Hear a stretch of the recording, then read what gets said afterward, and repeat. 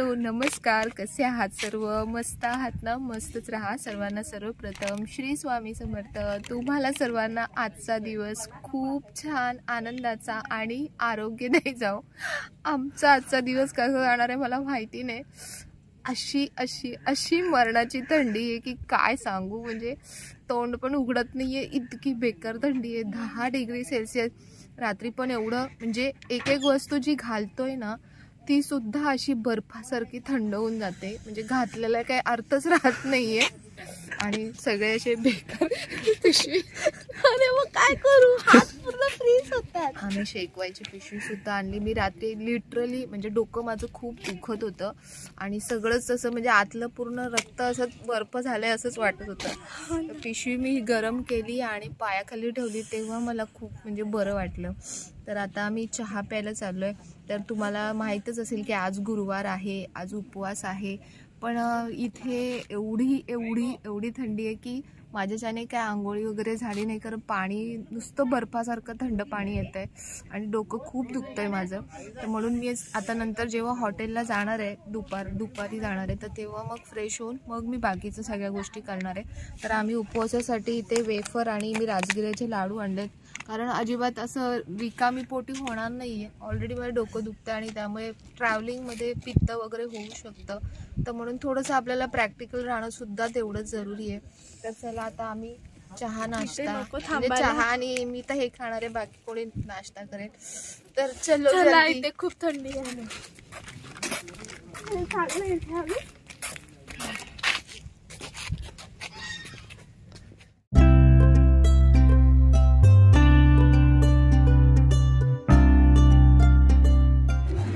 तो चलो bye bye. इथून आता आमचं सगळं झालंय. चहा वगैरे पिऊन झालंय. माझ्या नाकावरून तुम्हाला समजत असेल की इथे खरंच किती थंड आहे वातावरण.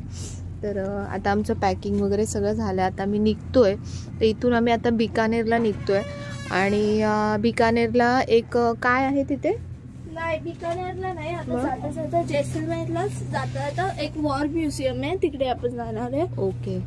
तर जैसलमेरमध्येच एक म्युझियम आहे, तर जाता म्युझियम बघणार आहे आणि मग तिथून पुढे आम्ही मग बिकानेरसाठी निघणार आहे. तर चला बाबा इथून निघतो. प्लीज बाबा इथे नको. सगळं बर्फ झालंय बघा, थंड. माझा हात मी आता ग्लव्स घातले. रात्री तर चेहरा पूर्ण लाल झालेला. इथे हे चाफ्याचेच फुल आहे ते, पण इथे कसे वाळवंटात चाफ्याचे फुलं. माती पण आणली असेल त्यांनी, पूर्ण बनवलं असेल थोडस. हे चाफ्याचेच फुल आहेत ना? शेती होऊ शकते ना. पाणी पाहिजे फक्त. हे बघा ना, नीमचं झाड आहे. हे झाड म्हणजे इकडे भरपूर बघितले, पण यांनी इथे एक स्पेसिफिकली लावलं. रेती आहे, पूर्ण वाळू आहे. वाळू मध्ये झाडं लावलेत.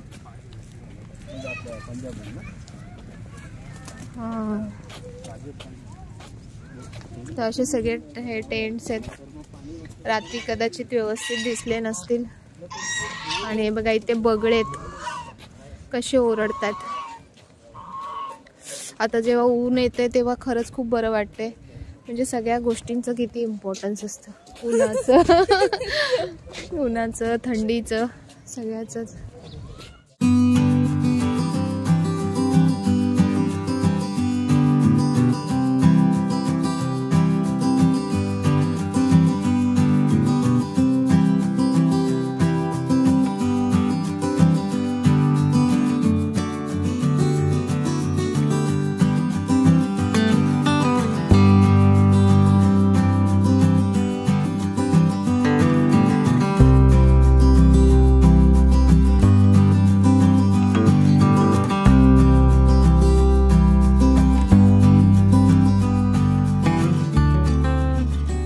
तर आता आम्ही इथे उतरलोय.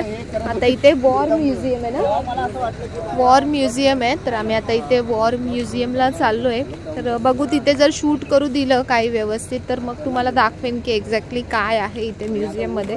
तर जैसलमेरवरून निघालोय बिकानेरला जायला. तर जाता जाता ऑन द वे हे म्युझियम लागतं आणि मग ते आम्ही बघतोय इथे. आता तर इथे पर्स वगैरे आपलं काहीच अलाउड नसतं, तर पर्स वगैरे नाही घेतले, पण मोबाईल घेतलाय, त्याच्याशिवाय शूट करता येणार नाही.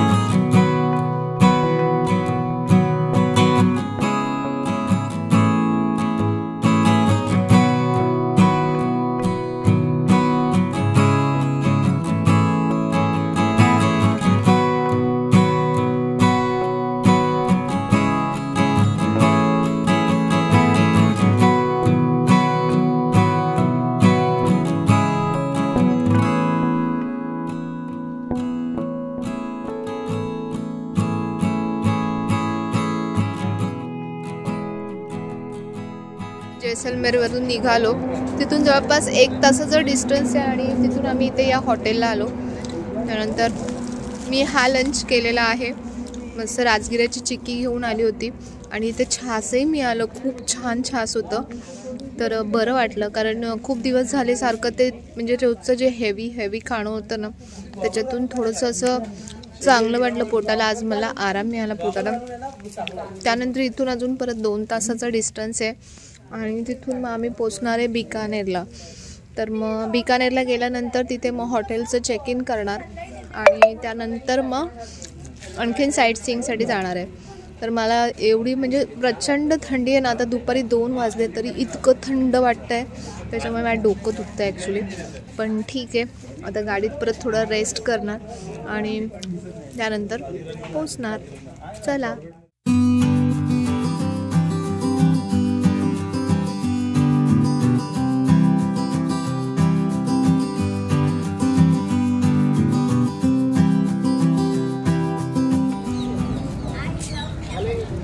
You love camel? वो बैठने को मजा है ना कैमल पे.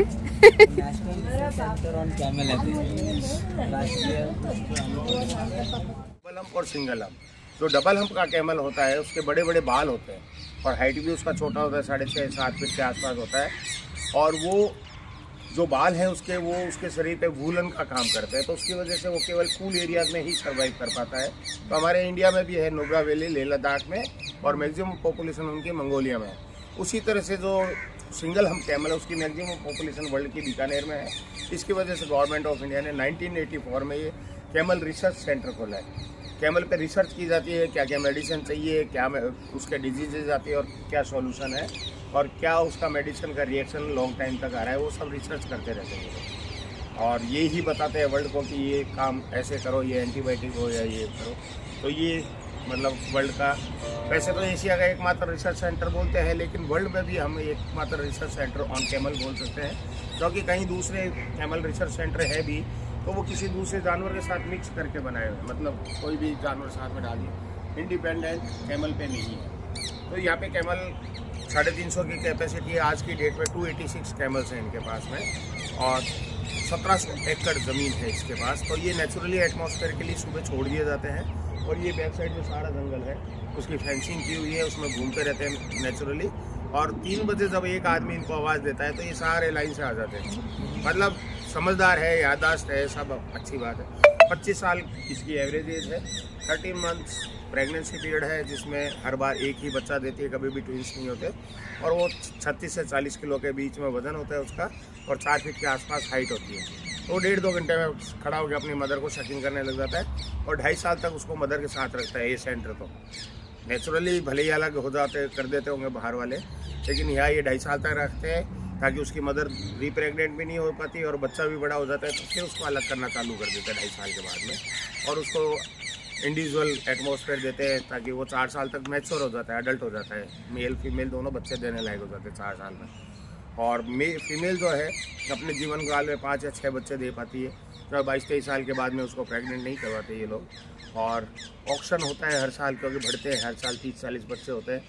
वो यहाँ पे नॉर्मल ऑक्शन में बेचे जाते हैं तो 3500 रुपये से 35,000 रुपये तक में बिकता है. क्योंकि इसका यूज़ पहले तो बहुत था, अब इन दिनों में कम यूज़ किया जा रहा है. और जो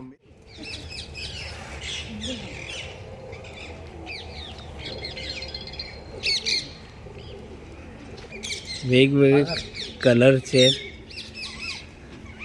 वेगवेगळे हे दिसतात.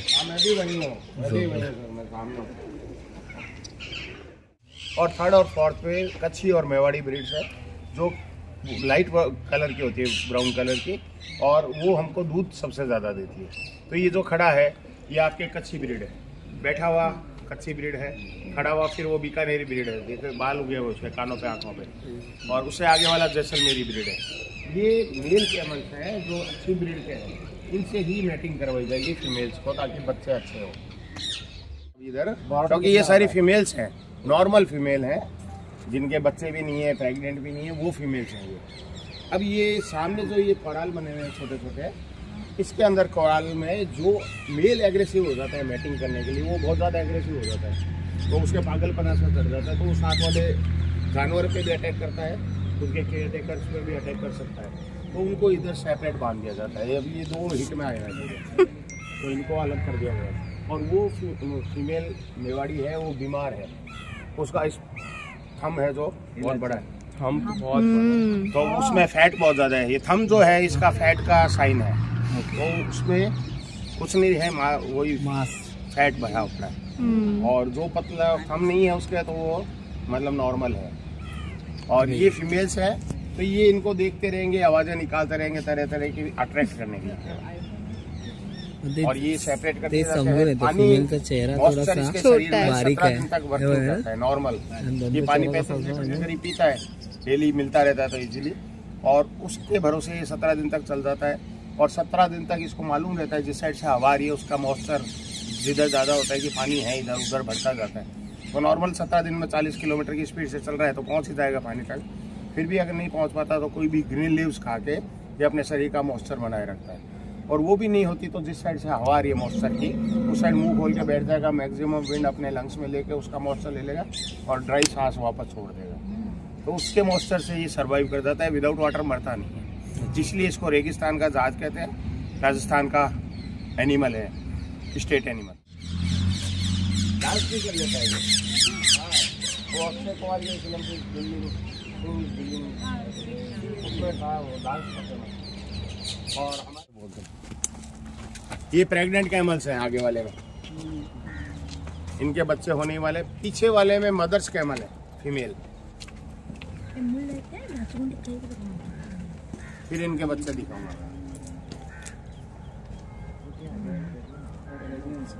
ये प्रेग्नेंट कैमल है सर सब। अब ये 10-5 दिनों में बच्चे होने चालू होने वाले हैं। बनाते हैं कई बार, गाना भी गाते हैं, खींच मेरा फोटो हो गया।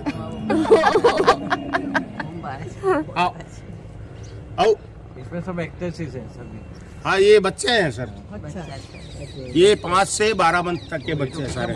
अरे बाप रे, इतने बड़े। आओ आओ आओ, अभी आ जाओ। ये मदर के लिए आवाजें दे रहे हैं। क्या मदर ये सामने वो उधर दिख रही है, ये लोग अलग कर देते हैं। हाँ 2-3 घंटे साथ में रख के अलग कर देते हैं।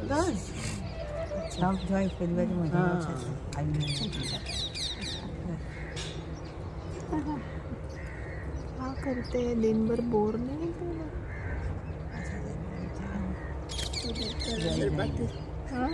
खुद अंदर अंदर बातें करते हैं। हाँ ना, नो स्कूल नथिंग, क्या करेंगे।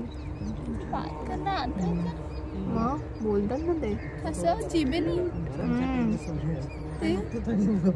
अब हा काय करतोय, व्यायाम करतोय की काय, एक्सरसाइज। तो यहाँ पे हमारे आपके ये गिद्ध की सेंचुरी भी है, वल्चर सेंचुरी भी है बीकानेर में। आप सर्च करेंगे तो केवल वल्चर सेंचुरी इन बीकानेर ही है, वो इसके बैक साइड में ही है। तो उसमें पटक देते हैं, फिर वो महीने 20 दिन में उसको सारे मांस को खा जाते हैं वल्चर्स, और फिर हड्डियों को सूखने देते हैं। तो हड्डियों से भी आर्टिकल बनता है, चमड़ा भी पूरा काम में आता है। और जब ये जिंदा रहता है, जब इसके बाल भी ट्रिमिंग किए जाते हैं, बेबी कैमल के शॉल बनते हैं बेबी फूल के, वो बहुत सॉफ्ट और पश्मीना के इक्विवेलेंट है।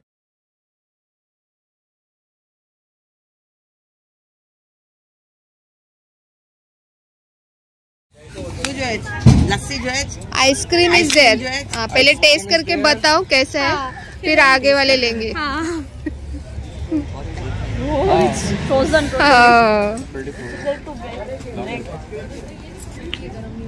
वो कैमल के शॉल में रखो अभी। 30 सेकंड में आ जाएगा बाहर। 1 2 3 बोलो, फिर वो मेल्ट हो जाएगा।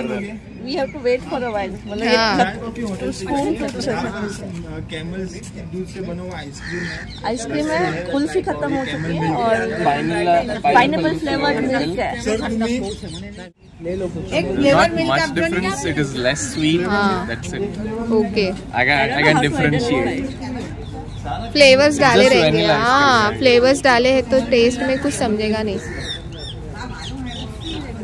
नहीं ना? We can't identify any difference. ये पहले टूटना तो ये चाहिए। प्रोसेस्ड आई थिंक सो कुछ क्योंकि एक साइड से हाथ से पकड़ के रखोगे ना तो उसकी हीट से थोड़ा थोड़ा पिघलने लगेगा। कोई डिफरेंस नहीं है इसमें। सांडू नको। ते असं आडवं पकडलंय ना। Very tough.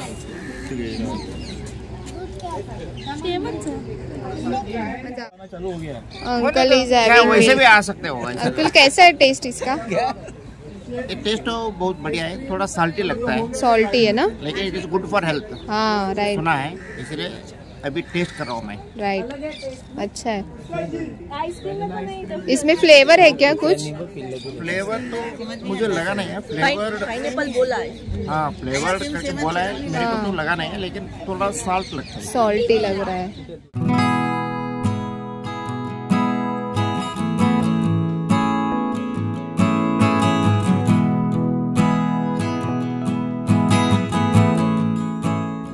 तर आम्ही आता बिकानेरला पोचलो. किती वाजले आता? 6 वाजले. आणि तर आता इथे बघा हे हॉटेल सागर आहे. मी तुम्हाला बाहेरून दाखवलं की हॉटेल कसं आहे.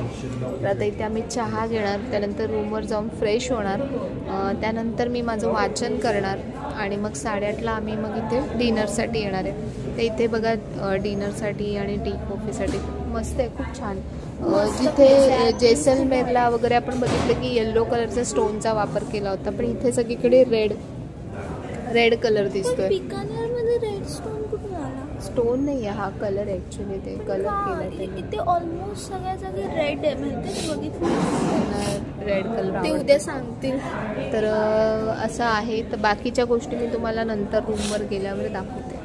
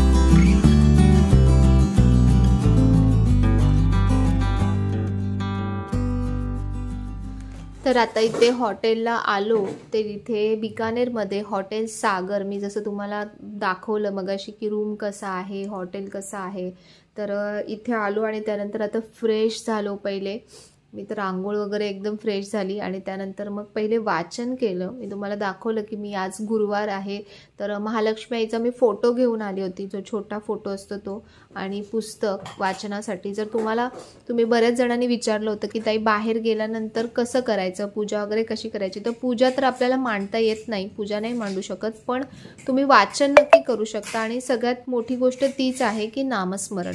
तुम्ही कुठेही जा, नामस्मरणासारखी पूजा कुठेच नसते. त्याच्यामुळे तुम्ही जी आठवण करतो आपण देवाची, तीच आपली खरी पूजा असते. तर म्हणून मी आसन पण कधीही कुठेही जाताना तुमचं जे आसन असतं बसायचं ते तुम्ही घेऊन जा, कारण असंच लादीवर किंवा कुठेही बसून पूजा करायची नाही. आणि दुसरी महत्त्वाची गोष्ट ती म्हणजे की पूजा करताना किंवा वाचन करताना तुम्ही दिशा बघून वाचन करत जा. म्हणजे कसं आहे, आपण आता आपल्या घरामध्ये आपल्याला दिशा माहिती असतात, पण कुठेही आपण हॉटेलमध्ये किंवा बाहेरगावी कुठे जातो तर तिथे दिशा चुकीच्या असू शकतात.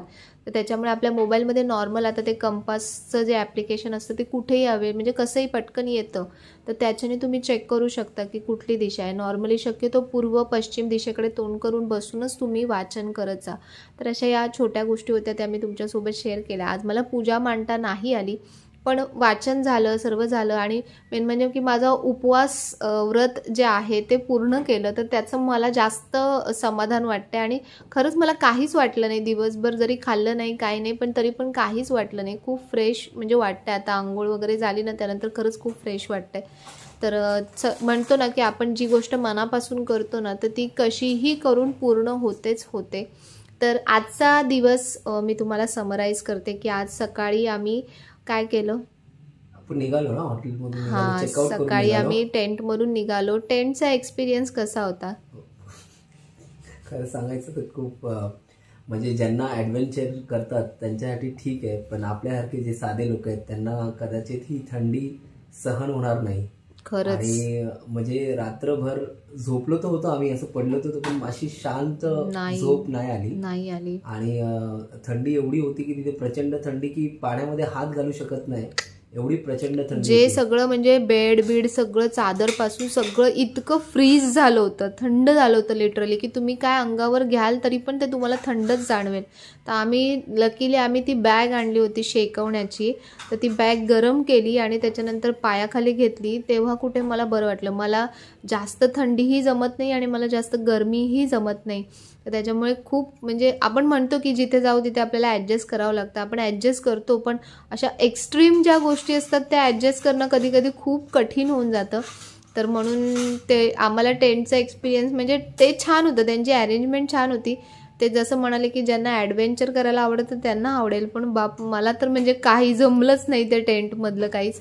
तर आता इथे आल्यावर थोडंसं बरं वाटलं है ना. बरं वाटलं कारण आपण एकदम मुंबईमध्ये राहणारे जे लोक आहेत किंवा मुंबई किंवा शहरामध्ये राहणारे जे लोक आहेत त्यांना असं म्हणजे एकदम म्हणजे ओपन वातावरण कदाचित लगेच सहन होणार नाही. आणि कदाचित तुम्हाला तुमची तब्येती बिघडू शकते, तुम्हाला सर्दी होऊ शकते, तुमचं डोकं दुखणं चालू होऊन माझं सकाळपासून म्हणजे रात्रीपासूनच दुखत होतं, पण सकाळपासून प्रचंड डोकं दुखत होतं. आता मी आंघोळ झाल्यानंतर मला खरंच म्हणजे खूप रिलीफ वाटलं, डोकं कमी झालं दुखायचं खूपच. आणि तिथे आम्ही जे बाहेर जो प्रोग्रामसाठी बसलो होतो ते लिटरली एवढं हुडहुड बसलो होतो ना की काय सांगू. म्हणजे रात्री आम्ही तिथे ऑलरेडी थर्मल्स नेले होते, आम्ही थर्मल घातले होते, त्याच्यावर कपडे, त्याच्यावर जॅकेट, आणि तरी ज्या चादरी होत्या त्या 3 ते 4 गोदड्या अंगावरती घेतल्या होत्या, तरी थंडी जात नव्हती. इतकी बेकार थंडी तिथे होती. म्हणजे खरंच तिथल्या लोकांना त्यांना तर सवय झाली, त्यामुळे त्यांना त्यांचं खाणं पिणं राहणं सहाणं तर त्याच्यामुळे त्यांना ते ॲडजस्ट होतं. पण आपल्याला एका दिवसात एवढ्या सगळ्या गोष्टी ॲडजस्ट होणं शक्य नसतं. तर त्याच्यामुळे तुम्ही कुठेही जाताना, पण आता आम्ही जेव्हा आलो तेव्हा सगळ्या गोष्टी चेक केल्या होत्या की या प्रत्येक दिवसाचं वातावरण तिथलं काय असेल, वेदर काय असेल, आणि त्याच्यानुसार आम्ही ॲक्च्युली तयारी करून आलो होतो. तर तुम्ही पण असं जेव्हा आउटडोर जात असाल तर तेव्हा ह्या सगळ्या गोष्टी चेक करा की तिथे वेदर, पहिली गोष्ट तर वेदर काय असेल, मग त्याच्यानुसार तुम्हाला बाकीच्या गोष्टी, औषधं, ह्या सगळ्या गोष्टी तुम्हाला तशा नेता येतात.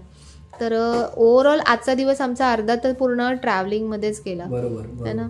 आता फक्त एक बघितलं ते कॅमलचं आणि सकाळी बघितलं आम्ही खूप इम्पॉर्टंट होतं. म्हणजे आपल्या म्हणजे आम्हाला कधी असं रिसेंटली आम्ही कधी असं बघितलं नव्हतं. ते होतं वॉर म्युझियम, जैसलमेरचं वॉर म्युझियम. खरंच मुलांना घेऊन जा. ते एवढी हिस्ट्री आपल्या जे पण वॉर झालेले आहेत, जे पण 1947 बिफोर इंडिपेंडन्स, आफ्टर इंडिपेंडन्सच्या ज्या गोष्टी आहेत, आणि ज्या प्रकारे त्यांनी तो आम्हाला एक शॉर्ट क्लिप दाखवली 10 मिनिटाची. त्याच्यानंतर त्यांनी वॉर म्युझियम मध्ये जे बघायला मिळालं, खरं म्हणजे असं बघायला मन भरून आलं. आणि अजून काय त्याच्यानंतर तिथे हे होतं म्हणजे तिथे खूप डिटेल माहिती होती, पण मला तिथे ॲक्च्युली कसं शूट करायला अलाउड नव्हतं. आणि अशा गोष्टींमध्ये आपण नक्कीच रिस्पेक्ट केला पाहिजे की जिथे करू देतात तिथे शूट करायचं, जिथे नाही करू देत तिथे नाही शूट करायचं. ते म्हणाले तुम्ही फोटोज काढू शकता पण शूट करू नाही शकत. आणि जर आपल्या देशाची आणि आपल्या गोष्टींची आपणच रिस्पेक्ट नाही ठेवली तर मग जे बाहेरून येणारे लोक आहेत ते काय रिस्पेक्ट ठेवणार आहेत. तर म्हणून तिथे मी काही शूट केलं नाही, फोटोज काढलेत, फोटोज तुम्हाला दाखवलेत बघा. खूप सुंदर सुंदर गोष्टी होत्या. म्हणजे जे टँक होते खूप सारे, परत प्रत्येक लढाईच्या बाबतीत त्याच्यामध्ये कोण शहीद झालं, कोणी ती लढाई नेतृत्व त्याचं कोणी केलं वगैरे, असं सगळं ओव्हरऑल त्याच्यामध्ये किती आपला लॉस झाला, म्हणजे खूप खूप भरपूर इन्फॉर्मेशन होती. तर ती आम्हालाही तेवढा वेळ नव्हता की आम्ही एवढं सगळं वाचू शकतो, पण एक नजर फिरवली तिथे भरपूर. आणि खरंच म्हणजे अशा ठिकाणी गेल्यानंतर आपल्याला खरंच, आपण तिथे एक गोष्ट त्यांनी खूप छान सांगितली की आपण रात्री एकदम शांत झोपतो, पण ती शांत झोप कोणामुळे मिळते की जे आपले जवान आहेत ते आपल्या सीमेवरती कंटिन्यू एवढे उभे असतात, आपल्यासाठी आपल्या प्राणाची आहुती देतात. आपल्यासाठी खूप काही सण, आपल्याला एक दिवसाची थंडी सहन झाली नाही आणि ते लोक कंटिन्यू एवढे वर्षानुवर्ष मध्ये -40 डिग्री पर्यंत ते राहतात. त्यांचे ते कपडे दाखवले होते. पण एवढं आम्ही आमचा अनुभव सांगितलं की आम्ही 3 ते 4 म्हणजे बोलतात ना लेअरचे कपडे घातले होते आणि प्लस गोधड्या वगैरे सगळं आणि नॉर्मल बेडवर झोपलो होतो तरी आम्हाला थंडी वाजत होती. ते जे आपले जवान आहेत ते कसं एवढ्या -40 डिग्री पर्यंत कसं ते सर्व्हाइव्ह करू शकतात. आपण तरी इतक्या साऱ्या गोष्टी घेऊन आलो होतो सगळ्या सेफ्टीच्या, पण तिथे तर तसं काहीच नाही. तिने सांगितलं जसं की सगळ्या गोष्टी बर्फासारख्या थंड झाल्या, म्हणजे शूज पण सगळं थंड झालं होतं. म्हणजे कपड्यांपासून तर शूज पासून जे आपण घालतो ते सगळं थंड झालं होतं. त्या थंडीचं आपल्याला म्हणजे सहन करता नाही असं वाटत होतं. पण ते लोक बर्फामध्ये कसं त्यांचे महिने राहून त्या सीमेचं रक्षण करतात, त्यांच्यासाठी हॅट्स ऑफ खरंच हॅट्स ऑफ. आणि आपल्याला खरंच त्या आपण आपलं एवढं लाईफस्टाईल एवढं फास्ट असतं आणि आपण आपल्या लाईफमध्ये एवढे बिझी असतो ना की आपल्याला ह्या गोष्टी फक्त 15 ऑगस्ट आणि 26 जानेवारी जेव्हा गाणी लावतो तेव्हाच फक्त रिअलायझेशन होतं. बाकी असं इतर दिवशी आपण ह्या गोष्टींचा अजिबात विचार करत नाही. पण खरंच सगळ्या जवानांना, सगळ्या आर्मीजला, नेव्हीजला, एअरफोर्सला सगळ्यांना माझ्याकडून हॅट्स ऑफ आणि सगळ्यांना सॅल्यूट. त्यांच्यासाठी पण आणि त्यांच्या फॅमिलीजसाठी पण की आपण आज म्हणजे 2 दिवस पण लांब राहिलो तरी आपल्याला किती एकटं किंवा किती काही गोष्टी फील होतात. पण ते लोक इतके वर्ष म्हणजे लांब राहतात, प्लस कितीतरी जवान खूप कमी वयामध्ये शहीद होतात. मग त्यांचं जे पुढचं आयुष्य असतं लाईफ म्हणजे त्यांच्या फॅमिलीचं ते त्यांना एकटं काढावं लागतं. तर ही खरंच खूप म्हणजे हे त्याग करणं, हे बलिदान करणं ही खूप मोठी गोष्ट आहे आणि आपण त्याचं नक्कीच रिस्पेक्ट केला पाहिजे सगळ्या गोष्टींचा. तर चला आज म्हणजे जे आम्हाला वाटत होतं ना की जे बघितलं तर ते मला तेवढं त्याच्यात काहीच कॅप्चर करता आलं नाही, तेवढं काही तिथे बोलताही आलं नाही. त्याच्यामुळे असं वाटलं की थोडंसं या गोष्टीबद्दल नक्की बोलावं. खूप छान वाटलं आम्हाला तिथे जाऊन. आणि आजचा व्हिडिओ असा होता. तर व्हिडिओ तुम्हाला आवडला असेल तर नेहमीप्रमाणे व्हिडिओला लाईक करा, शेअर करा आणि सबस्क्राईब करा. पुन्हा भेटूया उद्याच्या नवीन व्हिडिओमध्ये. तोपर्यंत सर्वांना बाय आणि सर्वांना श्री स्वामी समर्थ.